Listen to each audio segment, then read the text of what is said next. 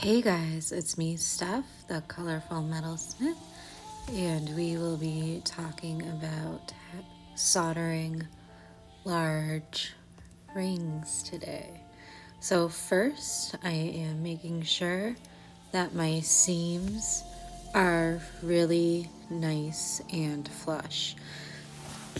And the larger your piece, the harder it is to keep everything flush, so you really want to make sure you have enough tension to keep the two ends of the wire together. And if need be, you can use a pair of flat nose pliers, or sometimes I'll use the half round pliers that are curved on the inside and flat on the outside to help me get the two ends to meet in the center. When soldering, you need to make sure that everything is flush because solder does not like to fill in large gaps. So it needs to be pretty seamless in order for your solder to flow to your seam.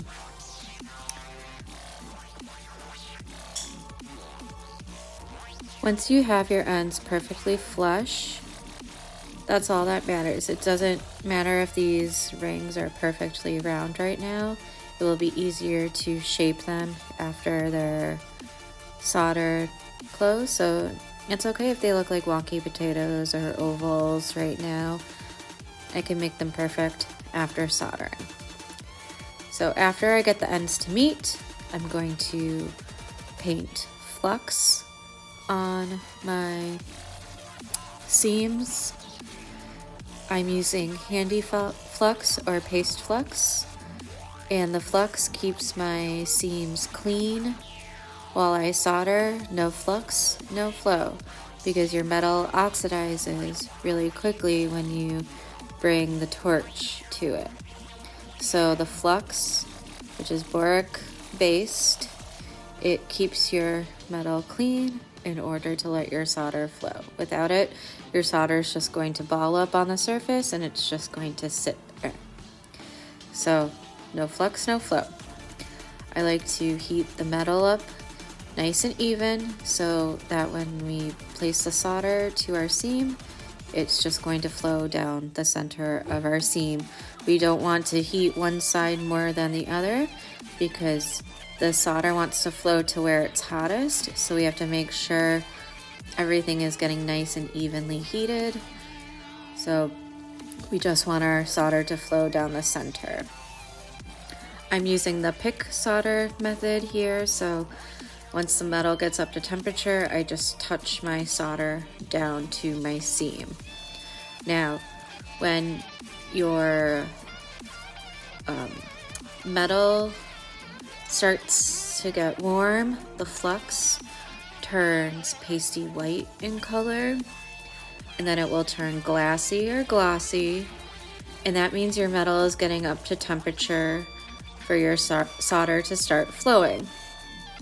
Your solder will then ball up and it will start to sweat or get shiny, and then it will start to flow or melt down your seam. So we'll solder this one more time. I'm just making sure that my seam is straight, and you could see that as I laid it down onto the soldering block. This is a solderite board. It became unaligned, so after I paint the flux on it, I will fix that.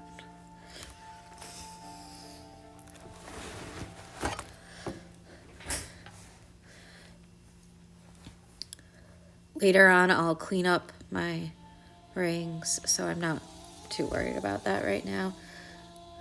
Normally, I would throw them in the pickle, which is sodium bisulfate and water, and that is an acid solution that cleans up all of the oxidization from the surface. So again, I'm evenly heating my ring, and then I'm going to tap down once my flux turns nice and glossy. And this is just one method of soldering. There's more than one way to do something.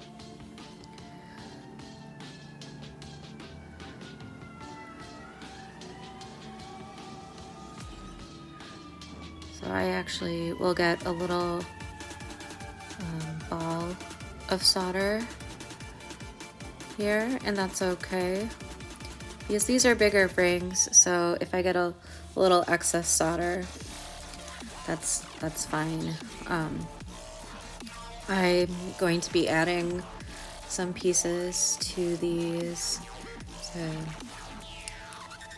give them some embellishment. Again, this is going to be for a mobile for a baby's room, and these will be powder coated eventually. And see, I soldered well, so they're not coming apart. That's ideal. Now I'm going to dry them off and time to form. These are fairly large brass rings. I've already formed a couple smaller ones, and I'll show them to you towards the end of the video. I'm literally finding whatever I can in the studio today to make these rings round. Sometimes you have to get creative. I'm using this necklace mandrel, and then I'll grab a piece of PVC piping for the other one. I'll even grab a larger dapping block. And then I even found one of our hammer holders to tap around so that I could get these really as round as I possibly can. I wound up making one more of these brass rings so I could have one more big one. And I found a coffee can that we had in the studio to put like donation change for snacks. So sometimes you just have to work with what you have in the studio. You have to get creative. I was just trying to find whatever I possibly could to make these rings as round as I could get them. So yeah, just get creative. Yeah, I was just, again, just trying to find anything I possibly could to get these more round. They're still a little lopsided. So I'm wondering if I could find something at the other two studios I work at to make them rounder, maybe just for peace of mind, but maybe that, you know, once I'm done with them, it might be okay that they're not perfectly round. But maybe I'm just being anal, but yeah, use whatever you can find. Have fun with it. Tap, tap, tap away with your rawhide mandrel. The rawhide mandrel, oh my goodness, not rawhide mandrel, rawhide mallet. I've been in the studio all day, I apologize. The rawhide mallet that I'm using will not leave any marks on your metal as you form. If you were to use a metal hammer, that will stretch your metal, leave marks on your metal. So if you are forming a ring or a bracelet, a cuff, a neck piece, you want to either use a rawhide mallet or like a nylon or Delrin mallet, okay? Unless you are purposely giving it a texture, like a hammer texture. So I'm just forming these round, so I did not want to hammer my metal texture in any way. I wasn't giving up making these perfectly round. I was still trying to find something else to form around, as you can see.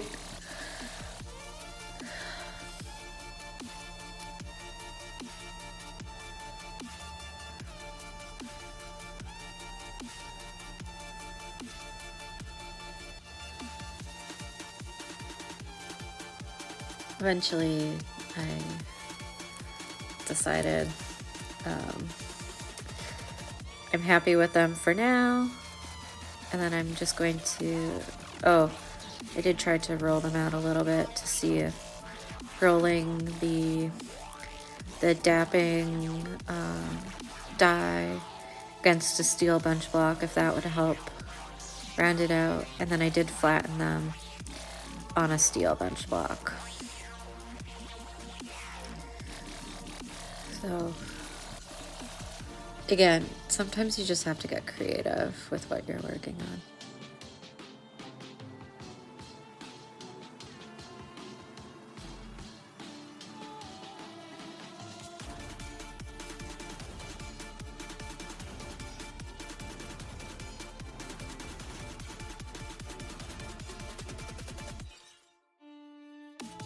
Alright, I hope this helps you with your metalsmithing journey. And if you have any questions, just let me know. Stay rad and keep on smithing. Thanks for watching. See y'all later.